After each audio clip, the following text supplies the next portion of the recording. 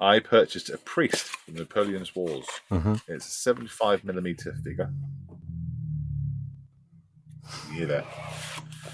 Thank you, man, with a car with a massive exhaust. It's really helpful to do that right now. I'll just let him try and park his car. Yeah. The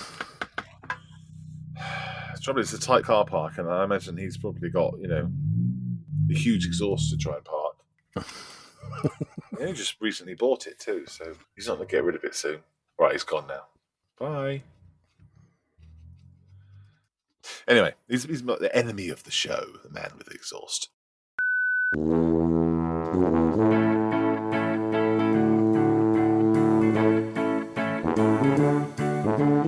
Hello and welcome back. Thanks for joining us for another podcast. No? It's fine, ad lib. People get bored. People skip this bit anyway. Oh, okay. It's fine. I am Malcolm Childs. And I'm James Skiffins, and we are just making conversation. Where we discuss the ins and outs of the model making hobby that brings us joy and pain in equal measure. From sprue gates to easy eights and everything in between, we are going to just make conversation. Remember, there are other podcasts you can listen to. Plastic Model Mojo. The Scowl Model Podcast. Plastic Posse Podcast. On the Bench. Model Geeks. The Sprue Cutters Union. Small Subjects. Built Sideways. Model by Garpon. The Micro Machines Podcast. Head to modelpodcast.com for all the links. If you've enjoyed our podcast, consider leaving a review because it really helps us, and you can do that for free. So go and tell them what you think. Unless it's negative, then don't. Showing your support is easy as making a cup of coffee. In fact, why not go over to buymeacoffee.com/JMC podcast and do just that. Your support will help go towards making this podcast and its content just a little bit better.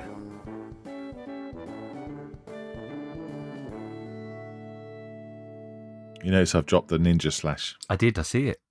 And the reason I did is because no one's mentioned it to me at all, that they find it funny or interesting.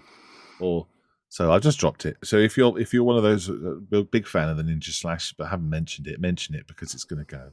Hashtag bring back the Ninja Slash. Hashtag what's Ninja Slash?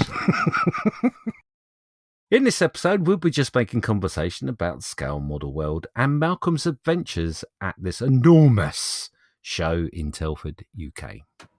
Scale Model World, ran by the International Plastic Modelers Society, is an annual show ran at the Telford International Centre in the UK, with space for thousands of people and hundreds of clubs and special interest groups. It is the place to be if you like sticking plastic to other bits of plastic. And this episode is going to be just a little bit different because effectively I'm going to be interviewing Malcolm. But the bad news is there are no hobnobs and no special wishes that have been granted. There's no M&Ms? No, nothing. Not even any green M&Ms? No, that's the level of my jealousy of the fact that I couldn't go. Are there any crumbs of M&Ms in the bottom of the bowl that you get? No, but I licked the bowl just to make sure there was nothing there. It's a good job I didn't lick the bowl too. We should read out some comments. Yes. Our first comment is from Raphael, and he says, great interview. I felt like I was listening to the UK version of Small Subjects, only with more nut jokes. I assume this was in relation to our previous episode with the interview with Robert Lane. Mm-hmm. I would assume so. Yeah, cool. Thank you, Raphael. Is Small Subjects a North American version of Just Making Conversation? But with less nut jokes. Yes, could be. Certainly with less nuts. Mm-hmm. From Instagram, Mini Model Paint said, what a great nut job. Well done. And that was referring to the winner of the Walnut Challenge group build. Which we'll come to very shortly. Our next message was Paul Gallagher. Love what you've done with the Walnut Challenge, though I keep seeing new walnut models that make me realise that yet another whole other level of amazing model making exists. The interviews you have recently started are brilliant. The first on diversity in the hobby was perfectly pitched. Good job. So the other reason he mailed was to explain to us that his friend, Peter, from Hobby Bounties, he was coming over on a business trip and was going to pop into Telford. So a great effort, Paul has passed on a little package of his nuts to Malcolm. He is the person that is responsible for the inspiration of the whole build. He is. Because he is the one that started it all with a two-sided Cooper wagon in a nut. One is pristine and the other is on fire with an LED. Massive respect to Paul for sending that to us all the way from Singapore. We both are very, very grateful that you've done so. Entirely. It was wonderful having the actual walnut itself that started everything to be there. It was really good. And then I had others as well. He had the one with the seaplane in the walnut, and the shark in the boat, and he had the what's the other one he had? It was the Ukrainian chap on horseback as well. That was one of his. But yes, we'll talk about the walnuts in a bit. We posted a couple of bits and pieces up over the weekend about the fact that Malcolm was there and the nuts and all that sort of stuff. Rather than go through everybody saying well done to the winner, I thank you and congratulate you for taking the effort to congratulating the winner of the Nut Award. Just a little bit of a spoiler, for next year we'll be keeping the Nut Award, and the Nut Award is actually the Golden Nut Award, of course. He's already prepared for next year's presentation, which will be at Telford. Wow, you got a year to polish it. Yes.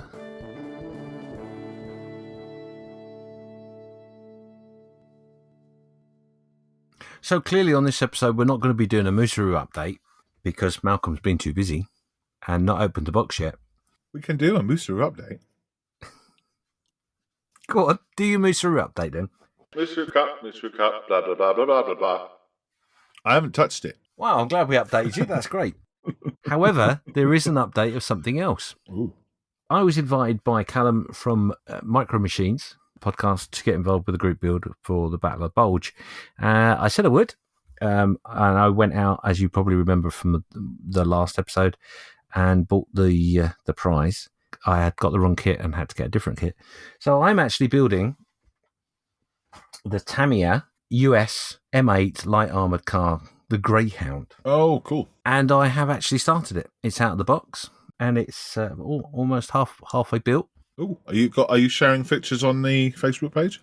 I will be sharing pictures on the Facebook page. And I've gone a bit mad, which is unlike me.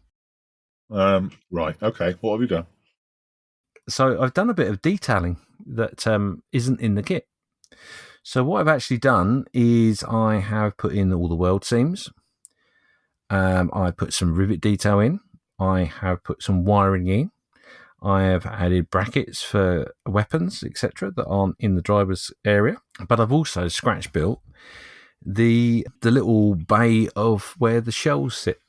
And in this little scratch build, the bay has 2 sliding doors, and my doors slide. Oh my god! I've actually made them slide. Not that you'll ever be able to get in it once the turret's on to slide them open or shut, but have you enjoyed it? I have actually. Funny enough, I was talking to Carl Smith from Making Models. I've become a little bit stagnant with my builds. The Helldiver is over there sulking. My Katie's sulking. And I've got a 148th KV1 that's sulking because I'm just not giving them any love at all. I've just really lost the appetite. And the fact that the reason I'm doing the scratch build is because I was inspired by a video on YouTube. Gentleman's name is Matt, and he did a build. I think it is for E-models, in fact, of this particular kit. And I've nicked pretty much all of his ideas off those video builds as to what I can do with mine. And it's made me realise that actually probably one of the reasons why I'm so stagnant with my builds is because I'm not doing scratch builds. Oh.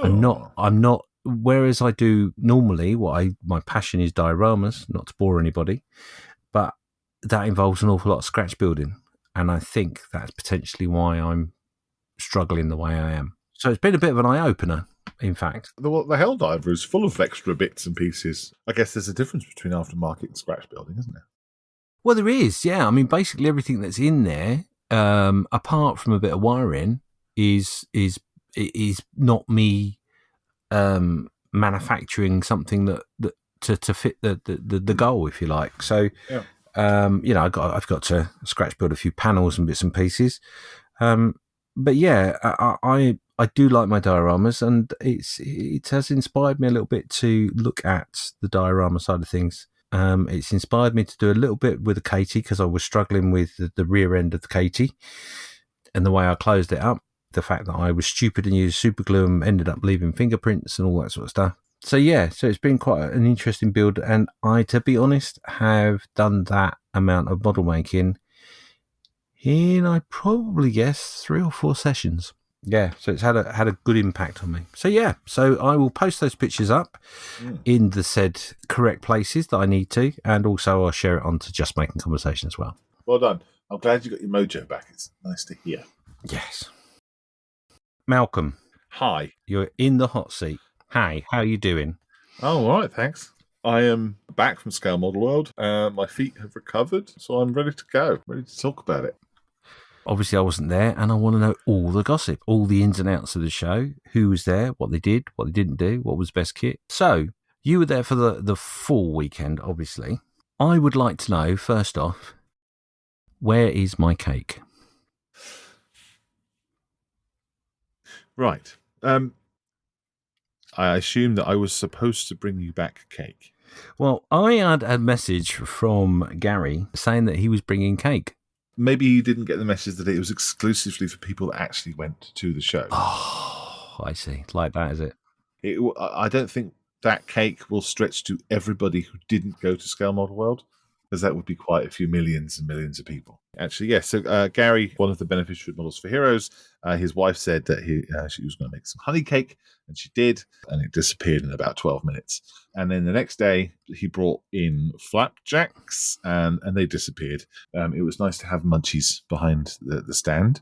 Didn't have any hobnobs. That was shocking. This is outrageous. Obviously, a lot of people come over and saw you. Yeah. Could you give me a clue as to, who did you manage to bump into? You want a list of people that I bumped into? I can't give you that list. It's just so many people. There are. It's like a blur of people, like a blur of faces. I met so many different folks that listen to just making conversation. People quite kindly coming up and saying, "Oh, I just want to say hello, and I just want to say I like the podcast." A lot of people were saying that they enjoyed our chemistry. A lot of people were saying that they enjoyed when it finished. One guy, oh damn! I wish I knew this chap's name. You'll know who you are, dude. You'll know who you are. He said that he was driving he's a truck driver. He's driving his truck, and he really likes listening to all the podcasts because it gives him some relaxation. And so he was listening to us, and he just getting to the end of our episode. He was pulling up to a truck stop. Okay, as he's pulling up to the truck stop, he had the windows down, and all his his trucky mates were all there, all being trucky. As he pulls up, Yeah. the episode outro comes on. The big French horn thing. Brr, brr, brr, brr. And everyone hears that. What the fuck are you listening to? So that was quite funny. I can't remember your name. I'm very sorry. Every single person was very positive and very thankful for what we do. And it was wonderful. Gave me a really nice feeling inside. So thank you very much if you came up and found me. It was lovely. And I went out and found some other people as well. Robert Lane, had a chat with him. He said also people had come up to him and said that he really enjoyed his interview on Just Making Conversation. So that's good. And he gave me a freebie. Oh, did he? He did. He gave me this. Oh, look at that. Yeah, so this is Wilf, I believe. Yes, it is Wilf, yeah. Wilf. Old with Style 1. So this is the guy who's got the little hat on, little miniature dude, and he's doing the peace sign. And I thought I might do him without the hat, but with a Models for Heroes t-shirt or a JMC t-shirt or something like that. That would be really fun. So thank you, Robert. That was very kind. But while I'm talking about purchases, I may as well stick with the subject because I also purchased the second of the jet models that he makes. Would you look at that? Yeah. It's awesome, It isn't is, it? yeah. Absolutely cool. So it's funny because that was so I bought that one this week, and then I bought that one 1 year ago, and it's still in a box. But I've got both. So it just goes to show how long it takes me to get around to things. So if he makes the third, I don't know if I could justify buying the third without having only built the first one. Oh, I don't know. Anyway, it was the nice boxes. So. Let's keep, so there was that. So I met, lots of people. So I met John Hayward, who we've got an interview coming up soon. You have, yeah. Had a chat with him. I had a nice chat with him actually. It was really nice to see him. Fun dude. He was a bit grumpy because he hadn't had his vape. Oh, were you swooning? No. Oh, I just wondered. I kept it together. I was very professional. Oh, that surprises me. Funny, I find it really difficult to.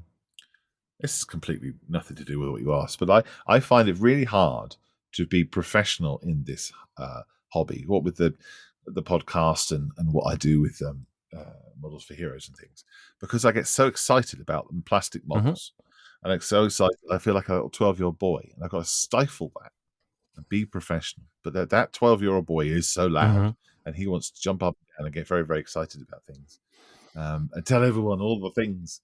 But I can't tell everyone all the things. You've got to keep quiet and be professional and all that sort of thing.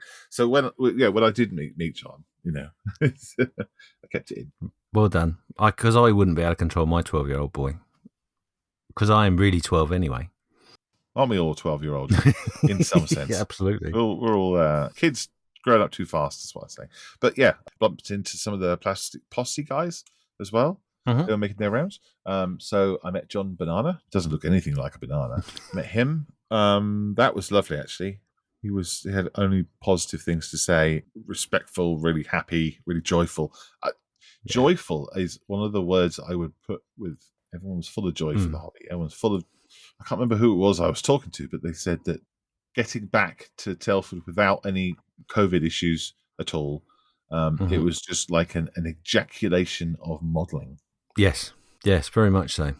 We've been holding it back for so long, and then all of a sudden it all splurges out, and it was a tremendous simultaneous orgasm of plastic.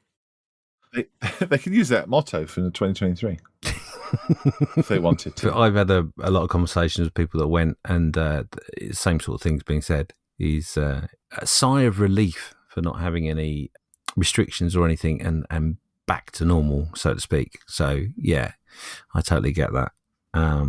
So one thing in which I noticed in some of the posts, the organisers of the show, did you know?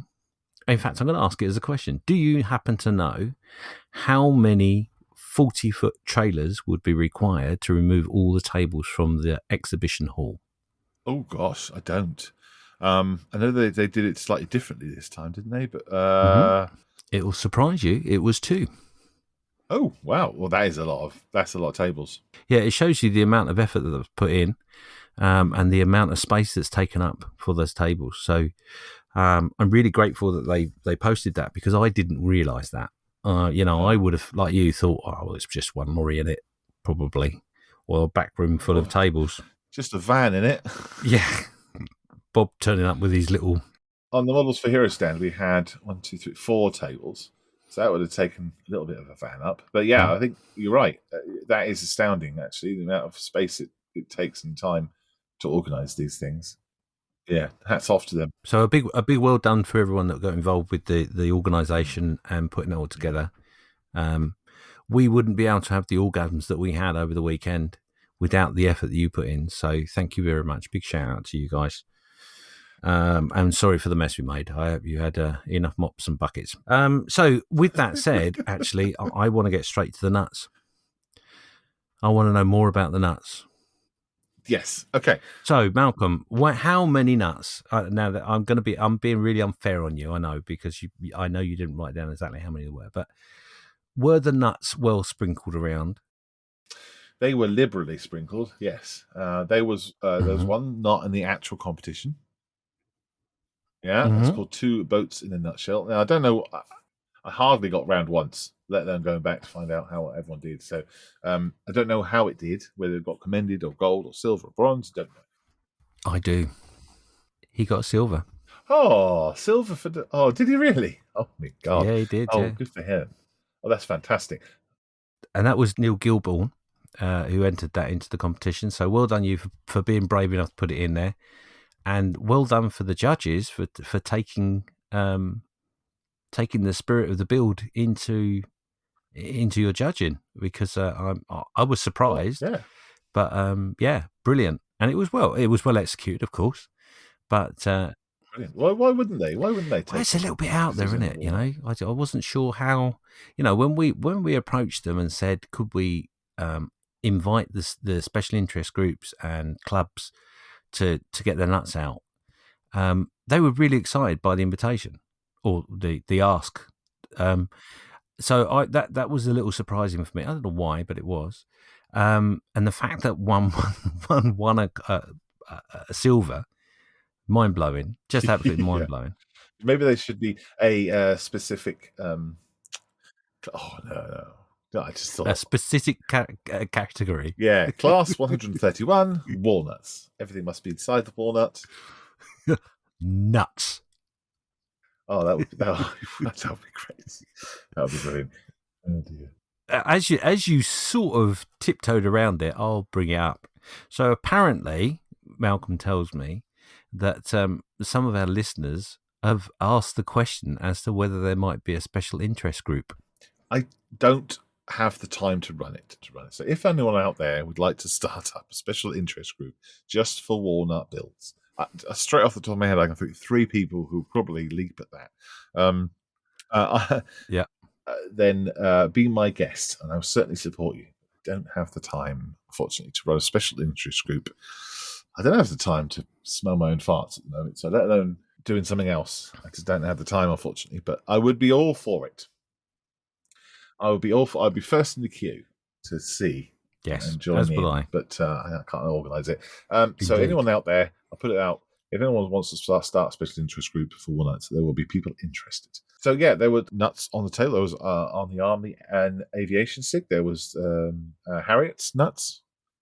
She got her nuts out, and that was good. That was good to see. And then there was the one in the competition. There was one over on the truck SIG. So yeah, I want to talk about that one. We had the award to give out of the best nut, and I wasn't sure how to do it because I'm not very good at judging. You know, I didn't want to judge it against like skill, or I didn't want to judge it or who had made the smallest thing, or who had made the nut closable, you know, and followed the rules and all that kind of thing. So I wanted one that made me smile from the inside, kind of like joyful one, you know. So Ian Douthwaite's Our Hobby in a Nutshell was the one that I chose as the winner on the Saturday morning, I think it was. Yeah. Sunday morning? I think it must have been Sunday morning. I placed the Nuts Award next to it and left it, and then waited for Ian to come over and go, oh, I won! So congratulations to Ian Douthwaite for his Our Hobby in a Nutshell. It was a little model kit box with a little, it was an aerosol can, little tiny one, and a little model car in there as well. That was lovely. Really, really lovely. So well done, you. I think it was a good choice. Oh, good. I think it was a good choice because it encapsulated everything about Our Hobby and everything like that. So yeah, it was a really, really good choice. One person brought over, again, I can't remember the names. I really should have written them down. I'm so sorry. The one with the odds escaping an asteroid, 3,271 to 1. Mm-hmm. That was cool because that still had the walnut flesh in it. Yeah, very clever. Yeah. Very cleverly done. Yeah. And that had a nice little stand as well, one of the little Bandai stands. Mm-hmm. That was great. What was interesting is I had on the corner of the Models for Heroes table there, and the public were really, really interested in it. And when people would come over and see them, I would show them the Kubelwagen one, the one with the electrics and the lights, the flippy one. And they'd just be wowed. Every single person would be wowed and awed and impressed. Not one person went, oh. Every single person was like, what? Yeah, so it's really cool showing the people that. People were like trying to work out what each one was. I couldn't remember what the BP one was until I remembered it was B on a toilet. Yep. A lot of people really enjoyed the one that had the band in it, the nuts. and Victor's one where you and I are in the nut as well. That was popular too. There was one with a shark, which was from was it Peter's had one with a little tiny shark on it, and then I think Steve had done one with the shark coming out of the water. So yeah, it's great. It's really cool, and a great way of transporting them as well as in egg boxes. Yeah, so I had 3 egg boxes to bring home. I've got 3 egg boxes in storage with nuts in them. I guess just bring them out every time. Absolutely, because you can get a lot of nuts on a table. Yeah, if there was a SIG and they did have a Telford table next year, that's a lot of nuts. Yeah, I mean, if there is a volunteer, hopefully someone will. Well, actually, it would be quite easy to transport them, wouldn't it?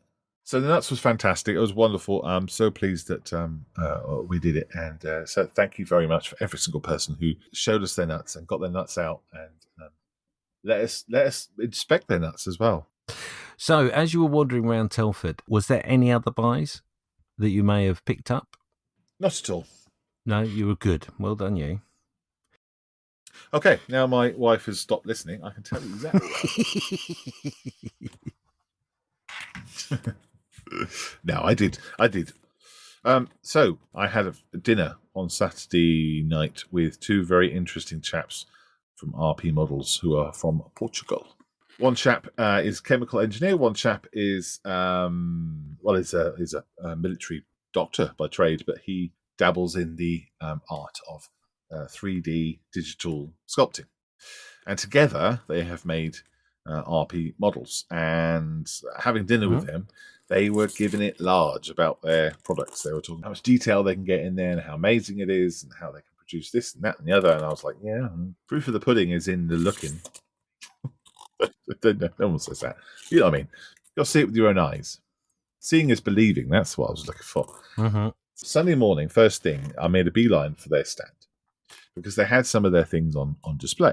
So I went up there and oh my God, they've got some really lovely stuff. And only when you see it in the flesh do you really get it, really understand what it's all about. So I bought a priest from the Napoleonic series, and I have got number 27 of 200. See, it says there 27 of 200 in the corner. 75mm figure, 3D printed, and F me, it's beautiful. I do know the figure. Yeah, I'm going to have to take some photographs and stick it online. Yeah. But it's this dude. Yeah. And the detail on this guy is insane. It's off the hook, yo. So he's got a pair of glasses on, right? So the figure's only 2.5 inches high. He's got a pair of glasses on for a start. You can see his Adam's apple. You can see the wrinkles under his chin. You can see the trigger on his pistol. You can see all the buckles and bits and the texture on the everything. It's different texture on everything he's got on. And everything's been cleaned up beautifully. There's no residue. There's no, what's it called, stands? Spikes? Yep. Spikes on there. Yeah, just wonderful. It looks like the guys, they've just invested in a shrink ray or something. It's pretty damn cool. I think I've got a broken part now I'm looking at it. I think I've got a little... He's also got a little cane I've got to put on him as well. It's got a little cane and his other arm. But one of the things they were saying is because this 3D printing, they can do all sorts of negative space and stuff. But it's gorgeous, and I cannot wait to ruin it by covering it in paint. It's going to paint itself. Is what I really want to say. Is yeah, it will do. It's going to accept a wash. It's going to accept. I've actually got 2 of their kits from RP Models. One is the Carthaginian war elephant, and I can't remember what the other one was. Is it Bodicea? The quality of the kit's amazing. Both the guys are the most genuine, lovable guys that I have potentially met in the hobby ever. They're just really, really cool. And I quite often have a little conversation with them backwards and forwards. But and I'm really glad that they came to Telford as well. A really good, deep conversation with Hugo about the remembrance and his service, and that was really nice. Mm. And yeah, I also got the impression they're both very genuine people, very interesting, a lot of passion for the hobby, a lot of passion for what they do as well. And that came across. So well done them. Really interesting, really clever. So yeah, I bought some stuff. There you go. So obviously, we sort of touched upon it there a minute ago. There were some of the what some people would term as the regulars that didn't turn up. So that was a lot of the people from Europe, as I understand. Is that right? Airfix were there. Revel were not there. Oh, well, they're not. No. Tammy were there, represented by Hobbyco. Backman were there. The usual suspects, let's say. Antiques models for sale. Scale modelling now. Premier Hobbies were there. Annetts obviously were there. But there was Eddard was missing. And for me, personally, Eddard, I really enjoy going around Eddard's stall. And it's a big stall, isn't it? They take a lot of space, yeah. The competition was basically put in where Eddard would be. Wow. Because that bit of Hall 3. Yeah. And yet they do their stand like a little enclosed shop, don't they? Yeah. Which is really cool. I always buy something from there. But it was a shame not coming over with any over trees or anything like that. But they were missed. And a lot of people did say that they missed them. The comments I've had from people that went to the show, it's definitely something that's missed. Obviously, Airfix were there. They normally do a reveal. Was there a reveal this year? No, there wasn't. However, they were very, very proudly showing off their 124 scale Spitfire Mark 9. Oof. What 9C? Which looks spectacular. They were very proud of that. They also had their Everanson on there, and they're showing off their recent released Katie as well. So no new release, but crikey, their stand was busy. Yeah, their stand was always packed. Every time I went past there, it was absolutely rammed. Obviously, they've got their make and paint as well opposite, and that was always busy. It was lovely, actually, seeing all the kids and that painting stuff and with their families and things. Lots of Airfix staff there, which was nice too. You know, a lot of people had come out and visited. And the designer there, and they signed a kit for us. And Dale, brand manager, was there, and Brooke, social media guru, was there. But yeah, no release. But I guess with COVID and everything's kind of got knocked off timings. And they've got a plan for Telford, year in advance, 2 years in advance, obviously. Oh yeah, time will tell. They also had one of the artists there as well, didn't they? Doing signed prints. Didn't see that. That's a shame, because I would like to have gone there. Yeah, there was, I did see a picture of it. A rare thing to be able to get hold of. So I've missed out on that, which is a bit of a shame. But let's move on a little bit. Obviously, there was the competition as well. As you wandered around, was there any particular builds that jumped out at you? Every couple of models, it made me stop. But there was so much. 60 to 80 tables of competition entries. There must have been 10 rows of 50 feet of tables. It was always busy every time I saw the competition. I only went through a little bit once, but it was always busy there. So I ended up going, you know what, screw it, I have to go and look. So I went in there, and yeah, it was just incredible. There's stuff in there I'd never seen before.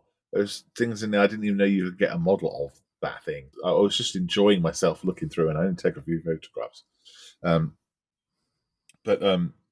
Yeah, there were some amazing things. The thing that stood out to me, the one build that stood out to me, and I imagine everybody will be talking about it, is the Dam Buster build that was there. Oh my Christ. You could see that from like the other side of the hall. What was interesting, because let me describe it if you didn't know. It's a 1/32 scale Lancaster in flight, dropping one of the bouncing bombs over a lake. And so off the table, the thing is probably a good 80 I haven't measured it, but a good 80 centimeters off the table. And the tables aren't that low, no, that scale model. So it was pretty damn high. And the splash part is higher than the actual aircraft. So the splash is above it. So you're like, what the heck is that over there? And then when you get close, it's like a monster. Absolutely monster. The person that built it had got pictures of the dropping of the bomb, and he'd selected a particular picture out of the sequence that was That's right. on the side of the base. And the splash, as you said, comes up and envelops the tail of the aircraft. So when I saw it, I thought I was absolutely astounded. I didn't realise it's actually that scale, to be honest, until you just said so. But I was astounded by the model itself.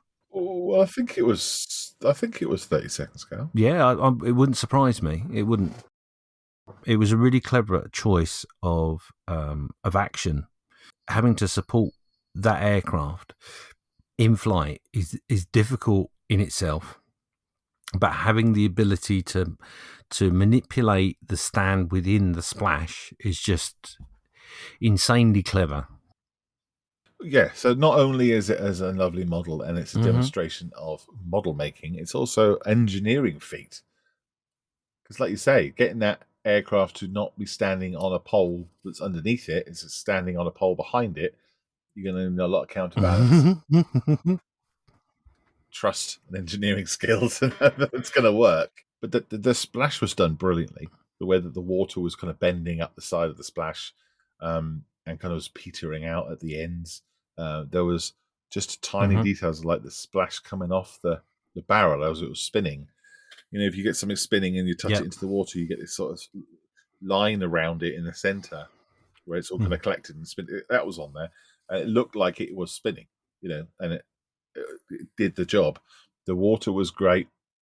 And I think the thing weighed 80 kilograms or something, I heard. Oh, wow, really? I mean, I wouldn't be surprised because, you know, you're going to have good, strong steel in there to hold the aircraft up. The aircraft itself as a model is reasonably heavy. All the base, you know, all that base is all resin. There's a lot of it. It's not just a little bit. It's a lot of water there. So, yeah, I mean, hats off. That's beautiful. It's really hard to photograph there because you don't know which bit to focus on. Yeah. You know, it's very hard to get one picture of it. So, I'll pop a picture up on the Facebook page for this this thing. But yeah, sadly, I don't know who. Do you know who built it? Do you know the person's name? I don't, unfortunately. No, that's the thing is you don't see the names. Obviously, I guess just to make it fair, you can't see the names of the people. Yeah, on the competition slips. Yeah, there'll be. I would love. I'm sure there is somewhere, but I would love to see how it's made, what went into doing it. And I know I also heard that the resin had to be poured twice because it went wrong the first time. Oh God, no. Yeah, I think it didn't look right. He said, or whoever built it, I don't know. But yeah, beautiful, beautiful thing, well executed. It's kind of what our hobby is all about. Those kind of fun, wow moments. It was the best in show for me. Yeah. I mean, I'll be honest with you. I haven't looked at pictures too much. For me, for the ones that I've seen, that would have been my choice, just because it's just awesomely executed. It's exactly what you want. There was another one I do know the name of, a chap called Adrian Bay. This was looks like a World War II American Ranger walking through rubble, and he's shouting. Beautiful figure, sort of 75 mil high. I put it up on the Just Making Conversation already in a post. I don't know if you can find it while we're chatting. Yeah, before I go to that, just so you know, the best in show was the Tsar tank, 1914. Oh, I'm going to massacre the name. I apologise. Raphael Sikorsky. Whether the spelling of the word and what I said matches is two different things. But yeah, that's an awesome little build as well. It's 148th. Where did you find that, James? I went onto the IPMS UK SMW 2022 Facebook page. Yeah, so you were talking about the picture of the American soldier walking through rubble. He is part of the 101st? Yeah, it looks awesome. By Adrian Bay. Adrian Bay, yeah, that's it. And apparently it says here that that would have been scratch built as well. What? Yeah. Oh, good God. Well, just said, look at the shadow that's cast from his helmet and his head on his tunic. I don't know if it's the lighting, but there's even shadow on the wall. I don't know if that's painted in. But yeah, it is phenomenal. It's really good. Bloody brilliant, and it's perfect, as I'd say. Mm-hmm. Perfect. And that stood out to me there. That kind of grabbed my attention as you're walking amongst all the others. Oh, there was a tractor there. Well, this was the Hitachi orange tractor thing. Bloody hell, I wish I knew the names of these things. ZW100. Yeah, it just looks like someone had hired a shrink ray and just shrunk these things down. I loved that it wasn't on a base, this one, actually. It's just driving across the instruction sheet. It's just fantastic. The tires and stuff where they've got the clean parts where it's been rubbed off. All the little bits of dust and muck still inside the bucket. I'm a sucker for these kind of things, and just delicious. Yeah, the other one that impressed me an awful lot was the diorama of the Second World War. I think it's B-25, is it? But this is in olive drab, and it's set in a diorama. And a lot of people said or have commented that it's a shame that aircraft modelers don't do dioramas.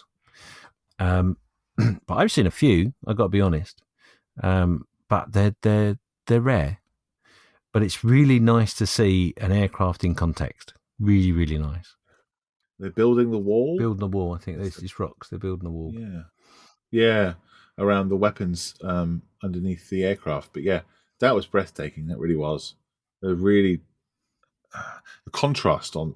my photographs are shit, basically. But the contrast on that build was amazing. They're really, really good. And striking. One criticism I'll have. Are we allowed to do criticisms on this show? Yeah. Considering it's utterly beautiful. Is the case. Yeah, it's in a plastic case, yeah. I understand that you've got to protect it. I can... guy with the exhaust is back. Do you think the guy with the exhaust is like saying, hey, don't criticise that build? He's a listener. Come on, mate, you can park. Come on. There we go. I understand that you've got to keep it dust-free. I understand there's lots of precious things on it. You don't want to get them knocked off. But it makes it very difficult to see, photograph, and get close to all the details. Which is, at Scale Model World, if something's in a case, it's kind of pushed away. I love the fact that at a model show, you've got the model right in front of you. You can get close to it. Yeah. It's such a beautiful thing. It's just a shame it's behind glass and I can't get at it. Maybe I'm annoyed because my photographs are rubbish and I've got loads of reflections off the glass. But the thing is, though, it was right next to the Lancaster. Oh, was it really? Yeah. So it was really hard to sort of concentrate on this with this kind of shadow of this Lanc over the top. And it's funny because we talked about placement, haven't we, before? Yeah. On the show tables, but these things were so big. And everything has to be in the same class. It's not like you could choose to put it on the other table over the road, Yeah. They had to be in the same class. They all would be next to each other, but it was hard to weird, but it was difficult to sort of focus and concentrate on it. And because it was in a case, it kind of made me kind of carry on trying hard to look. Yeah. I don't know if that's a valid criticism, but that's how I felt. Yeah, there's so much going on that diorama, and it must have taken a long time to put together. Really must have. But the vision and execution is phenomenal. Really, I really love that. But yeah, the case, it is exactly what it is. It's a barrier, and a barrier to protect it from dust and fingers and accidents, which there were, like any show, there will be the odd one here and there. So one thing I want to ask you about the competition area, as we're talking about the competition area, those that have been to Telford before will know it's only this year and last year that the competition area has been in a slightly different place to normal. And it used to be on a mezzanine level, a little bit out of the way of all the other halls. Now, my only criticism to that is the lighting upstairs is poor. I totally understand why it's there, I struggle to suggest anything different, really. However, with that said, they put it in the main hall. Do you think that's a better place for it? Do you think it made for potentially more visitors? Was it more pleasant to walk around? What are your thoughts on that? I think more people would have gone there and seen it, but because being up the mezzanine, you'd have to know that it's there and spot the sign to say it's there. You Mm. can't stumble across it if it's upstairs. People would have seen the competition that possibly had never seen it before, I guess. But I didn't mind it there at all. The lighting was good. Mm. Well, it casts lots of shadows over everything. It was very direct lighting, like that picture of the B 106 or whatever it was, the B 32. I can't remember. That World War II one. We were talking about the olive drab one. Mm. There's lots of shadows underneath it from the lights. Not helped by its case, but the lighting was fine. For a massive hall, it was lit well. Mhm. When some of the tables were a bit further across, not under the light, it would cast shadow on the front of the model. So when you were photographing it or trying to look at the details, Mhm. it was difficult to make out. And I know some of the pictures on my phone that I didn't actually publish were quite dark because the light was slightly behind and above Mhm. rather than. Um, but people with a photography skill would probably be able to get around that. Mhm. So not too worried. The noise was difficult. I don't know if it's just me, but it's hard to have a focused conversation about something when you can still hear the conversations of everyone else in the background. I don't know if people maybe who are hyper Yeah. aware and have hyper vigilance and things would struggle, but I struggled to focus on and concentrate on people talking in the competition area. It was so noisy and lots of echo. That's Mm. one thing. There's nothing I can do about that, but it felt much more spaced out. It didn't feel so claustrophobic. I don't know if you ever felt that when you were in the mezzanine Mhm. area, but claustrophobia a bit. But so there's two things you said there that sort of concern me. Is firstly the noise level, because the halls are really noisy. As an ambient noise behind you, it is a lot of noise. And whereas up in the mezzanine area, it's that's all taken away because it's a very separate area. The other side to that is that it is quite a small area that it's in. I've never felt that it was over cramped with the amount of models. With that said, as you walk around, there is, of course, the queue of people wanting to look at the models on either side of the corridor, if you like, between the tables, and very little room to squeeze between if you want to skip a class because you're not as interested as you might be in others or something. The amount of models has grown that have been entered. Because I remember from the first times I went, you go up into the mezzanine area, and it is like a little room set back where all the models were. Yeah. And the last time, I mean, certainly when I entered my last model, there were a lot of tables outside of that area on effectively the balcony, if you like, if for want of a better phrase. Mm-hmm, mm-hmm. Going on the history of other model shows that have gone on, there's a lot more models being shown. I did wonder whether that might be a factor in it as well. But the lighting really was my main concern more than anything else. It's never ever going to be perfect, is it? It's never ever going No, to be just no, right. no, no, It no. was nice and bright. You can only work with the environment in which you set. So, Yeah. No, mm. it was fine. It was nice and bright. Good strong lighting. It was fine. Um, but yes, I didn't feel cramped. I didn't feel rushed. I didn't feel like I was trying to dodge around people. I got to see everything I wanted to see, even though it was busy. Some people were having conversations with others in front of other models, which meant that you had to wait and say Mhm. excuse me and things like that. That's fine, because I was probably doing the exact same thing. Having an in-depth Yeah. conversation about bouncing bombs and things like that. What was nice as well is I recognised models of people I knew.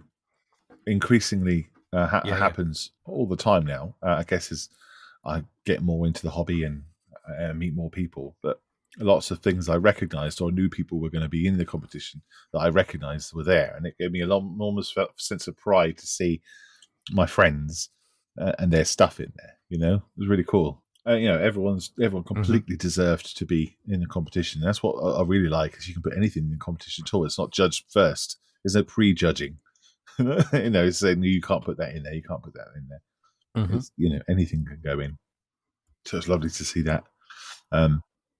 There's stuff in there, did they even do a kit for that? How did they make that? And then realize it's a complete scratch built.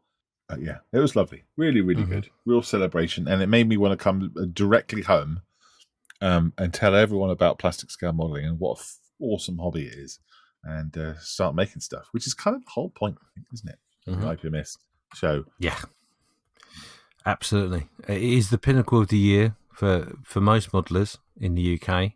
And I suppose, really, if I'm totally honest, it's the one thing I'm missing more than anything else by not attending. I tend to find, especially the winter months, I struggle a little bit with my model making.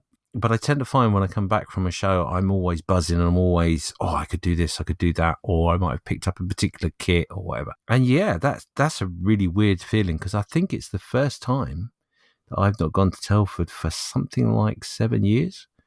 Really strange. And to listen to my friends and colleagues who have been to the show and the way they are buzzing, it just highlights that even more. So if you haven't been to Telford and the awesome, absolutely awesome 2-day event that is Scale Model World, you need to pencil it in right now for next year.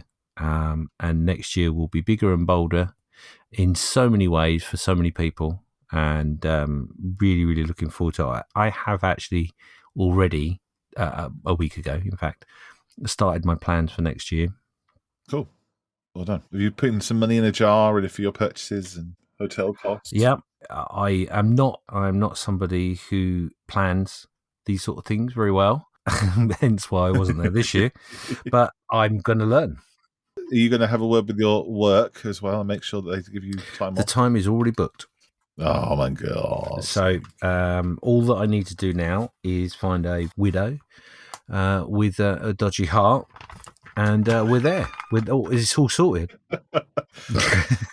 Okay, there you go. So if you know of anyone, let's get in contact. It was quite fun meeting people that I'd met online before and never met in person. I got to meet, I've met Ivan before, obviously, but he was still there, larger than life.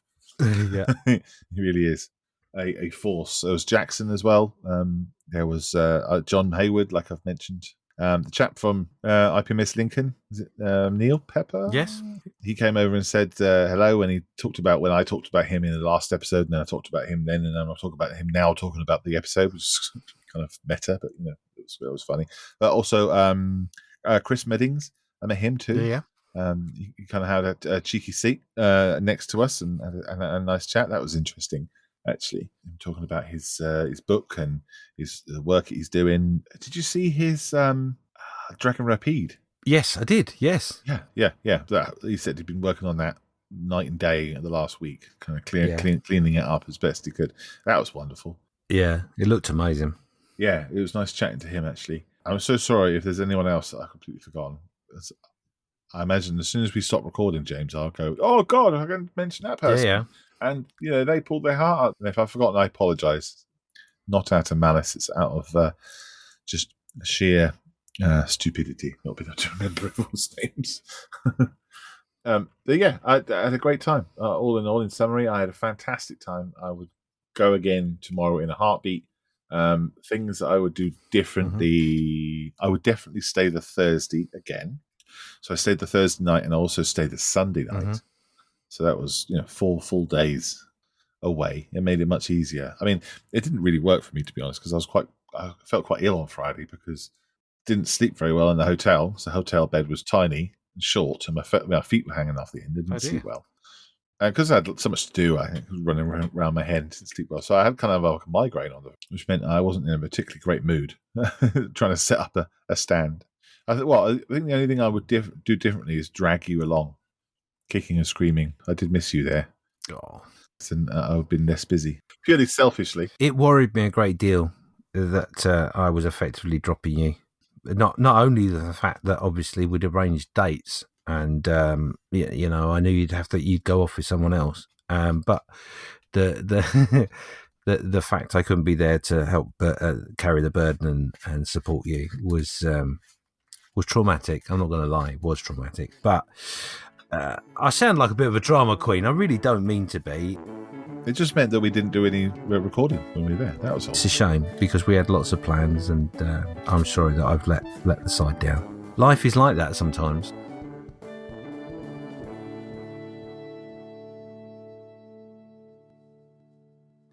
Telford is best enjoyed with your head and shoulders immersed in the experience. Don't just pop in for a day. Get yourself a hotel, chat up a mate, and sleep on their floor. Ooh. And get in there for the 2 days. Not with your mate to Telford. With so much to see and so many people to meet, it really should be a full week. It's a celebration of model making, a big plastic party, where every part of the hobby comes together in one big blowout. Roll on Scale Model World 2023. Yay! Yay! Next time on Just Making Conversation, we will be talking about other subjects relating to this daft hobby of ours.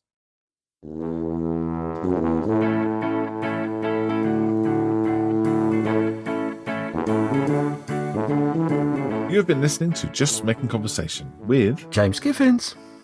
And me, Malcolm Childs. Follow us on Facebook where we post updates and other nonsense. Find us on Spotify, Amazon Music, iTunes, Google Podcasts, and all the others.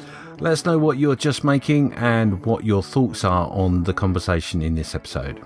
Thank you to the following supporters from buymeacoffee.com/JMC podcast. Dean, Mike Shelley, Ivan Builder-Kit, Callum from Micro Machines Podcast, Paint All the Minis Peter, Brad, Warren, Tim, Black Rifle, John, Julian, Chuck, Mark, Bakahuawi, Simon the Jersey Gent, Steve, Lee Costas, Mark, Ray, Neil, Mike, Robert, Andrew, Drew, John, Mike, Jeff, Richard, Lynn, Gordon, and 6 others.